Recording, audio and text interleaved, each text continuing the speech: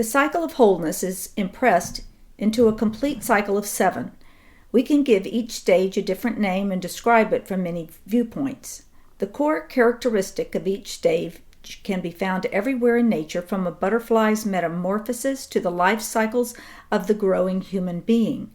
Take, for example, the life cycle of a monarch butterfly, a most wondrous creature of nature filled with wisdom and mystery. For instance, the butterfly egg starts at a dot on a leaf, a simple placeholder, like a dot or point filled with the secrets of becomingness. Often 7 raised lines across the top of the egg, perhaps a sign of what is to come. As a spiritual exercise, we might imagine looking at the butterfly as a pattern of 7 in nature. The egg represents 0 dimensions, just a placeholder. The egg hatches, and the new caterpillar eats the remains of its own egg and starts moving forward in linear fashion, eating voraciously in one direction. Its form is now 1 dimension as it moves forward in one direction. You cannot find, I think, in nature a better example of the cycles of 7 and metamorphosis than the monarch butterfly. Other butterflies do not go through these transformations, and that is the reason the monarch is given the name monarch, the king of butterflies, the monarch of butterflies, because their cycles are so archetypal. They are absolutely shocking.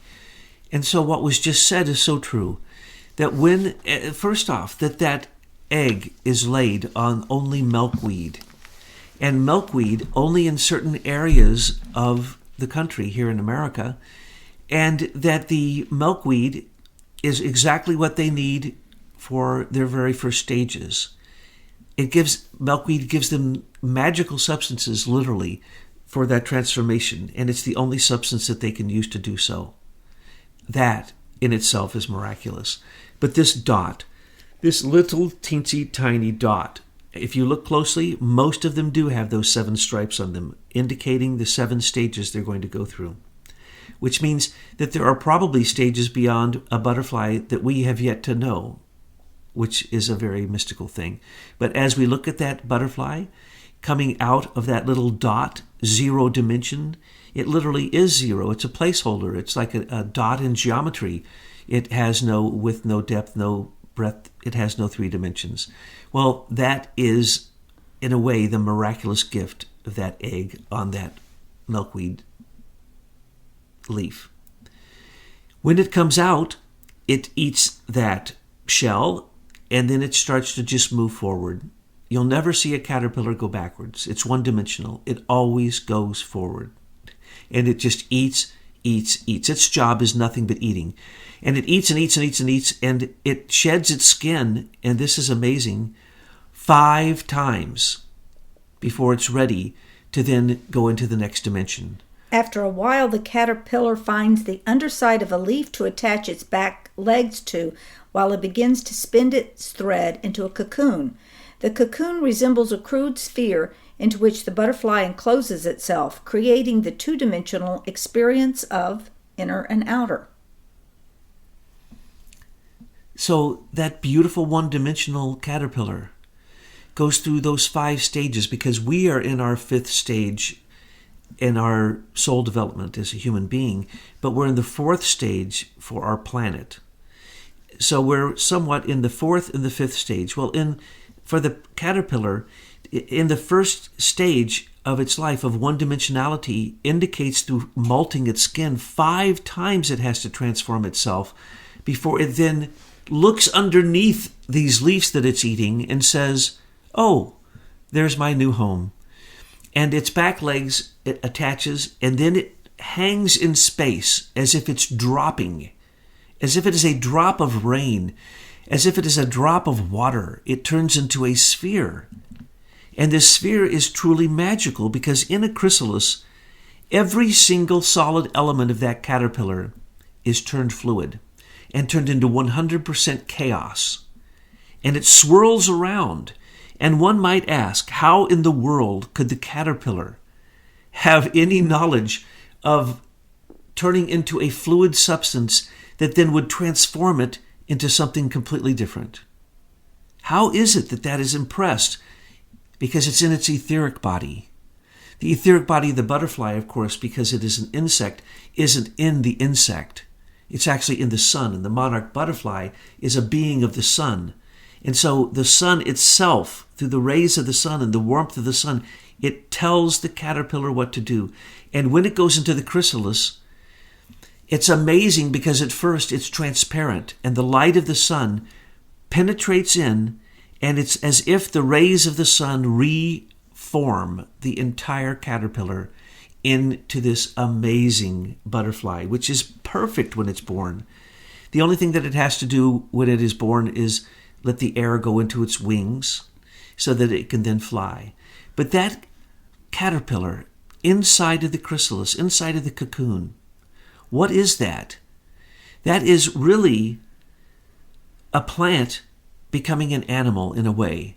The one-dimensionality of a plant, because the first zero dimension of the egg is like a mineral.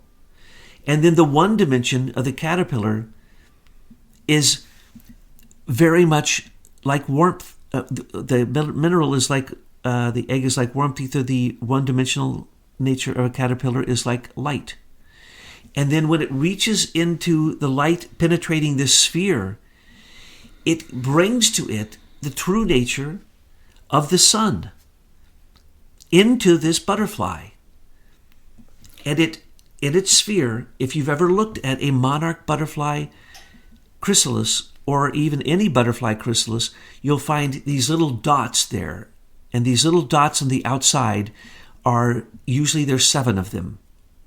And those are what opens up and allows the butterfly to come out. And when they do, it's a most magical, a beautiful experience if you've never experienced it, because they just unfold right before your eyes from this tight little ball of an unrecognizable nothing into this beautiful, beautiful butterfly. But still, it's not ready. It's not ready to go forward. It has to take on the air because it's come through the mineral, it's come through the light, and now it's taking on the air, and that air then allows it to beat the air with its wings, because that's what a butterfly does. It beats the air and makes a rhythmic sound that if you could hear it, would amaze you. It would sound like a helicopter. And as it's beating the air, it's actually singing in a certain way. And so the butterfly then moves into the realm of sound ether, and we'll talk about the future realms in a second. The one-dimensional caterpillar passes into the two-dimensional cocoon and then into the three-dimensional butterfly that commands the 3 dimensions of space. The caterpillar dies and is reborn as a butterfly in the process of being birthed into the 3rd dimension. This cycle of birth, caterpillar, rebirth, butterfly, procreation, egg, death, repeats itself through 4 generations of the butterfly cycle. Then a marvelous thing happens for some 4th generation butterflies. And that is the miraculous indication that the butterfly has to go through 5 lives. The first 4 are only for 4 to 6 weeks. So the monarchs that you see, they die very quickly. Those aren't the monarchs that fly thousands of miles to Capistrano and to Mexico and to California. Those are ones who only have a life cycle of 4 to 6 weeks, and then they do the same thing. They lay an egg, the caterpillar goes through the process, goes through the chrysalis process, and then is born as a butterfly again. And then that only on the 5th time that happens, then that 5th generation butterfly lives now for 8 months, 10 months, and doesn't just fly for a few weeks and then lay an egg and then die. It flies thousands of miles to literally certain trees. A certain tree, if of that lineage of that butterfly, will go to that certain tree thousands of miles away, spend the winter there, hibernate, fly all the way back, and start the process again. This is the process of the human being. We are not a mineral. We are not a plant. We are not an animal. We are a human being, but we are not a human being.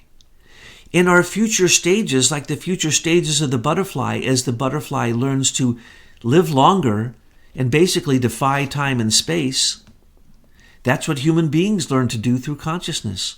So we have future stages exactly like the butterfly has future stages, and we will ascend into much stronger, more dynamic, time-free, space-free, and only bound by consciousness beings. Angels are like that. We get our wings. Human beings get their wings in the future, and it is right now possible for us to tap into those wings. They're called imagination. It's called higher thinking, living thinking. In other words, angelic thinking. And so what we have in this beautiful picture of the monarch is the picture of the human being. As the human being ascends and no longer is bound by material things, the mineral, no longer bound by light, by the delusion of what you see on screens and television, no longer bound by sounds, by your type of music, by words that can hurt, by the very actual waves that are streaming through your body, electromagnetic frequency waves. Those are sounds also. We rise up until we reach to true life, the word, the logos, understanding the sun. As we understand the sun in the future, we will then be able to get to the sound ether and the life ether, and we will then be able to reach our future stages, just as the future stages of a monarch butterfly are only reached after the sacrifice of 4 previous lives of butterflies who are living in that lineage to give the power of ascension to that 5th level monarch butterfly. That's who we are. We are in our stages. We are rising up until we are getting our wings, exactly as a butterfly. Are you like a 4th generation butterfly? Do you feel an insatiable longing to return home to a place that you know in your heart but have never physically been? Do you sometimes feel spiritually out of place in your current life circumstance and want to curl up in a chrysalis in order to become something more of yourself? Do you find it difficult to find a connection between your spiritual studies and your everyday life because time and space seem to be in the way? Perhaps you are, like a 4th generation butterfly, a new type of human that will begin to witness the miraculous deeds already living inside of you.